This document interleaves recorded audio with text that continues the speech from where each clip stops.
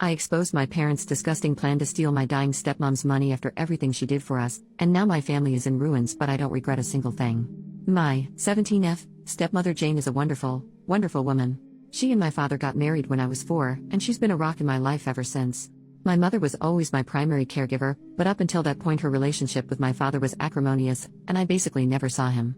Jane was the reason they developed a stable co-parenting relationship. She encouraged everyone having a good relationship with each other and was always there to support me and my mom when things got rough. Jane was always a really hard worker. When she met my dad, he was living out of a hotel and my mother was doing everything in her power to keep me away from him because she was petty and angry that their relationship didn't work out. Meanwhile, Jane had a great job, a nice house, helped my dad get back on his feet, negotiated a visitation schedule with my mom, who hated her for a long time, and made sure my dad sent us money every week because neither one of them could afford an attorney to negotiate child support payments. Jane had no reason to do any of these things, but as I got older she made it clear that she loved me as much as she loved my half-brothers who were born a few years later. I even have my own room in her house because at the time we lived with my grandparents and various boyfriends of my mom, and Jane felt that I needed a more stable environment than that. She's like the opposite of the evil stepmom. When I was 15, Jane won a big lawsuit against an airline company and got awarded upwards of $1 million. She used the money to build sizable trust funds for me and my brothers so that we would be taken care of later in life. Despite having a lot more money, she still wanted to live a fairly modest life, so she paid off the house she has, and has been living there ever since with my dad. Sure, she bought a new car and they went on a few nice vacations, but she didn't blow all her money on stupid things, which I respected. About a year ago, things started getting really weird. Whenever I saw Jane she seemed to look sicker and sicker, but no one would tell me or my brothers why, even though I know they knew. All we knew is that she was at the hospital a lot. Around the same time, my mom has been coming around my dad a lot more and acting really strange, basically like she was trying to romance him. Whenever Jane was in the hospital my mother would insist on spending the night at their house and playing mom to my brothers, which was so weird to me because she never liked them or Jane. She'd be the perfect little housewife and my mom is not like that at all. It was super fake. Worst of all, my dad started falling for it.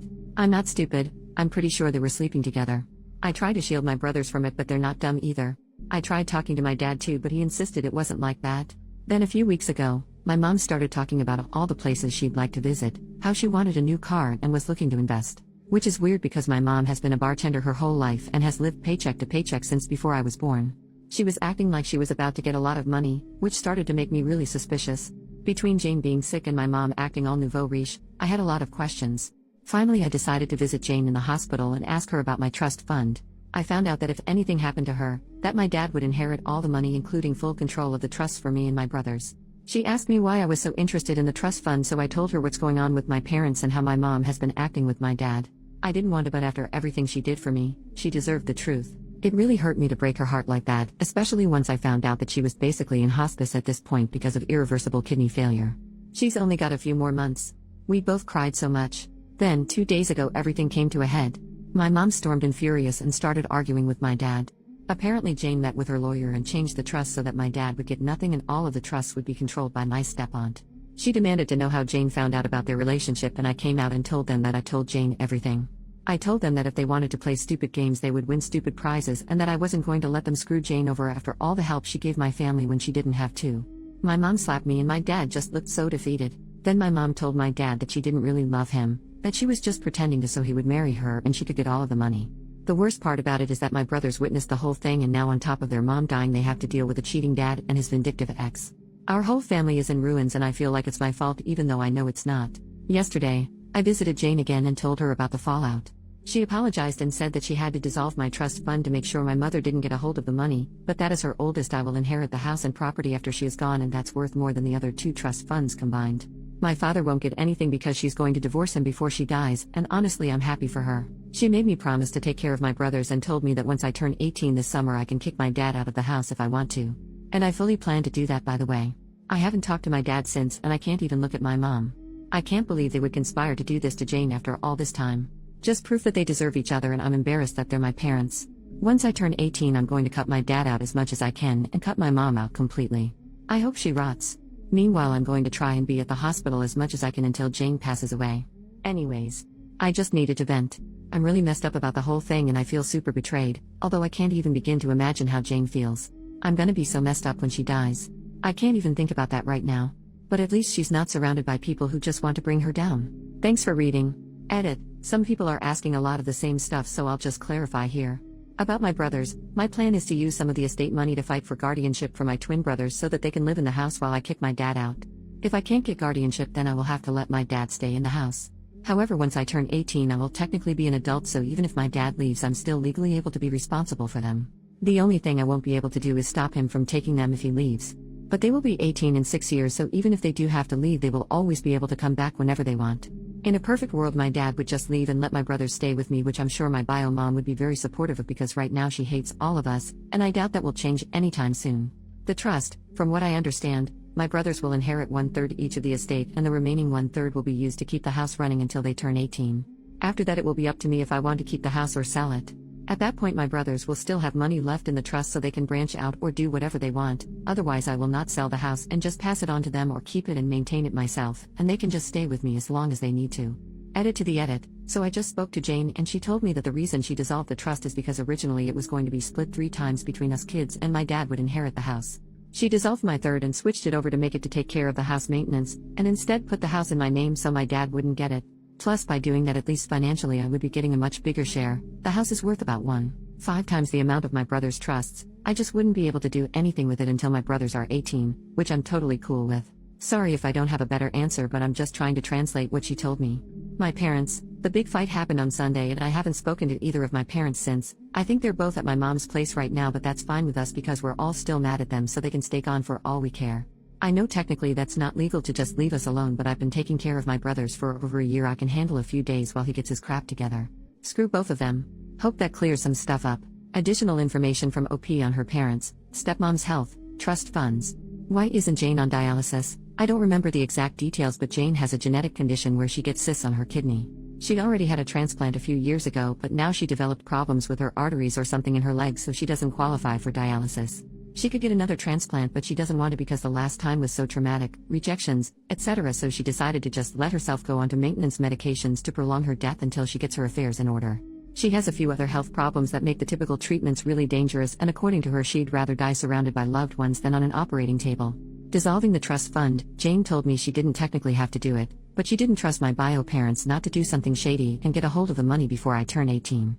Even if my aunt controlled the fund, my dad would still be able to collect if something happened to Jane before I turn 18. Her lawyer suggested it's better safe than sorry. I agreed that it was the best option. I'm not an expert though, I don't know the details. How my mom knew, like I said before, I'm pretty sure Jane told my dad, who then told my mom, and that's how the argument started. I can't think of any other way, and I didn't really care enough to ask. Jane's thoughts on my mom. She didn't know my mom was doing all of that. My mom has her own place and would only come over whenever Jane was in the hospital for a few days at a time. I've been living with my dad for a little over a year, so he probably told Jane that my mom was there to spend time with me, if he told her at all. Besides, she didn't move in until a few months ago, which I guess is when they started hatching their plan. Jane never outright banned my mom from visiting, so there really wasn't anything she could do.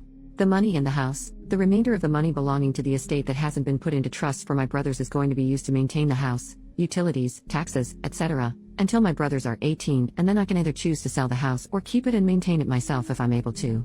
I plan to go to school in that time and get a better job with the goal of keeping the house, but if I can't, then I have the option to sell it. Not that I will, but that's how it was explained to me. First update, 3 months later. Hi guys, it's me again. A lot of you asked me for an update on my situation with Jane and my family, so I've come back with a few things that have happened since I initially posted. I will try to organize this in a way that addresses the major points of last time. Jane is still alive and doing surprisingly well considering the circumstances. She's always been a fighter, and although her disease has been progressing, she's keeping a positive attitude with everything that is going on. She says she's grateful that she was able to see everyone's true colors before she passed, so she could go into the next life knowing the truth. We have become so unbelievably close in the past few months, and it's getting harder and harder to know that she's getting close to the end. She doesn't ever talk about it though, and I know it's because she doesn't want to hurt me, but we both know the situation, so we're just making the best of our time. I'm also not being completely transparent about all of the drama at home, but to be honest, I don't think she needs to hear all of that. We did end up having that surprise celebration of life that I planned. A lot more people showed up than I thought, but they all got an Airbnb near the hospital where Jane is, and we were able to take her out and spend some time at lake near the facility. It was super low-key, which I know Jane preferred, and I was even able to get her old college friend to come after I found him on LinkedIn lol. We had food and there was music and we played games, and it was overall a really great time, except Jane started crying at the end, but she promised me it was just because she was grateful. My brothers are also doing okay. My aunt, Jane's sister, is currently paying for them to go to therapy, and they've become a lot more open about talking about the situation. They just turned 13, but a lot of the time it feels like I'm talking to actual adults lol. They become really independent lately, in a good way, and aside from me driving them places, I don't really have to do much for them anymore. Their grades aren't super great, but they're not failing, and considering the circumstances it could be a lot worse. They still hang out with friends, and I'm keeping an eye out for like depression symptoms and stuff. The situation with my mom is as funny as it is embarrassing, TBH. She spent a few weeks ignoring us, and then she tried to crawl back into my life, basically begging me to let her move in because her lease is about to expire and she has nowhere to go. That convo went about as well as you'd think, and she ended up calling me an ungrateful beach and that I couldn't just ignore her because she's my mom. I told her to get out of the house before I called the cops and to go back to my dad, who at that point was only coming home every few days to check on us and grab some clothes.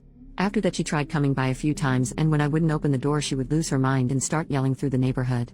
After 3 instances of this, I finally called the cops, but because I'm 17 they told me there's a possibility that I would have to go home with her since technically I'm a minor and need to be with a custodial parent. I told them no way because I was the only one watching my brothers at the moment. That led to a whole thing where after a few hours my dad basically showed up, and I was allowed to stay there because there was finally an adult present, and I'd basically lived there for over a year. After that, the cops firmly told my mom that if she keeps showing up and causing drama, my neighbors confirmed that she'd been there a few times screaming, that they would arrest her for trespassing since technically it was Jane's house and not hers. She left and hasn't tried coming to the house anymore, but for a while she would call me constantly telling me I owed her, and all kinds of stuff. She's now blocked on everything, and anything she needs to say to me gets filtered through my dad. As for my dad, well, since he's basically required to be here for another 2 months until I turn 18, we've basically just avoided each other. It's not too bad though, because I've been heavily relying on guilting him for everything to get my way. For example, he was going to contest the divorce, but I threatened to kick him out when I turn 18 if he does that, so he just signed all the paperwork for a quickie divorce and is basically doing whatever Jane tells him to do. I don't openly disrespect him or anything, he's still my dad, but I've made it clear that I have no intentions on doing anything he says ever again, and he doesn't fight me on it. Most of the time he's just in his room, and sometimes he'll go back to my mom's, but only for a day or two before they argue and she kicks him out again, lol. I haven't decided whether or not I'll kick him out yet, and we haven't talked about it either, so I'm kind of playing it by ear. As for me, I'm handling everything as good as I can. I found a new job where I make a little more money, so I've been focusing on saving as much as I can and just being there for my brothers. Between working in school and visiting Jane, I've been so busy I haven't really had time to really stop and think about everything, but I know it'll come. One of my friends has really stepped up and helped me manage everything, and I'm super grateful to him for being there for me and my brothers, so we'll see how that goes. Anyways, I wish I had something more exciting to share, but that's what's happened since my last post.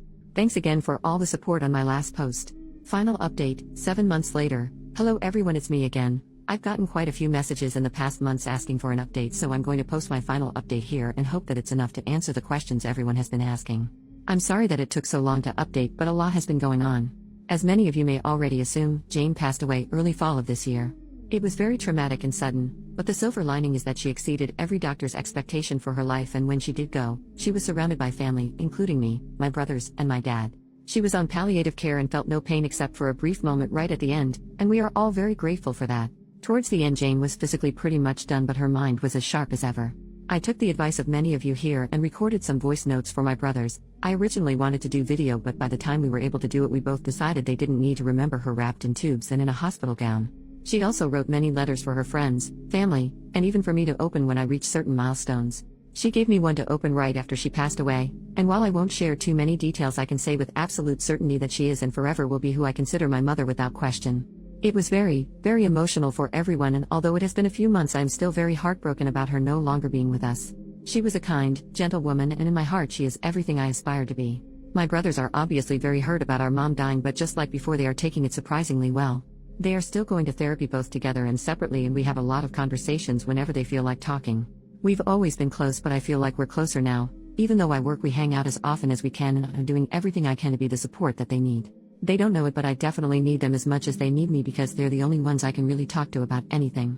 Ironically, now that our family glue is gone, we're pulling together stronger than before. My dad and I mended the fences, so to speak. We went to a few therapy sessions together where he took full responsibility for his behavior, and I've forgiven him as much as I can, especially since he eventually started doing everything he could to be there for Jane at the end, even though they still went through with the divorce. He's still living with us and things are a little tense, but they're much better than before. He's my dad and I love him, but he was also broken by Jane's condition and he wasn't able to cope in a healthy manner. Her dying really brought some light into his eyes, so to speak, and now he's really stepping up to be the man he was supposed to be. A lot of people commented saying too little too late, but again, he's my dad, and for my own mental health I have chosen to forgive him. As far as I know, my bio mom pretty much vanished off the face of the earth when I turned 18.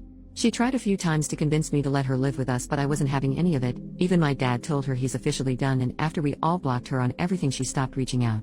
She doesn't have any relatives who talk to her, so I don't have to worry about that, but I did hear from people who follow her on Facebook that she has a new boyfriend that she's living with. I don't want to stalk her or anything, I really don't care. She hasn't come to me with any kind of apology, so to be honest, she can get bent. It's a little hard for me to think that she'd just walk away the second I turned legal just because she didn't get any of Jane's money, but oh well, true colors and all that. Guess 18 years was too long to pretend to care. I'm just so angry with her, I don't want anything to do with her anymore. Maybe that will change one day, but I'm not holding my breath. As for me, I'm doing pretty okay. I decided to take a year before I start college to handle all of this bull crap, and I'm still at my same job, so I'm saving up money wherever I can. My friends have all been great supporters, and I'm so grateful for everyone, especially you Reddit folks, who have been checking in on me and making sure I'm okay. I'm taking things one day at a time, and that's been working great to keep me focused. My goal is to go to college next year and study journalism, but I'm playing it by ear. I can always go back to school, but right now my family needs me, and if that takes longer than a year, then so be it. Thank you everyone, this will be my last update, and I very much appreciate all the love and support you've shown our family. Jane, I know, was very grateful for all of you too, and all I can say is hold your loved ones tight and be careful of anyone who seems too good to be true. Much love and blessings to you all.